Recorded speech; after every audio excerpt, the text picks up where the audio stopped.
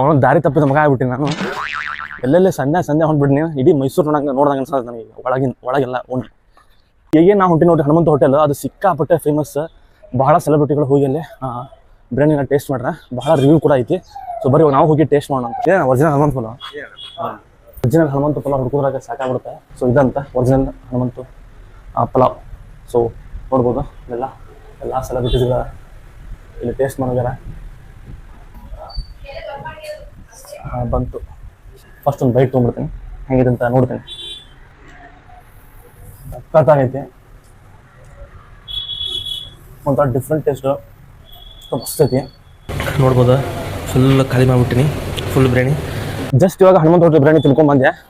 ಚೆನ್ನಾಗಿತ್ತು. ಅದರ ಪ್ರೈಸ್ ಯಾಕೋ ಸ್ವಲ್ಪ ಜಾಸ್ತಿ ಆಯ್ತು ಅಂತ ಅನ್ಸುತ್ತೆ. 310 ರೂಪಾಯಿ ಅಂತ ಮಾನಸಿಕ ಆದೆ ನಾನು.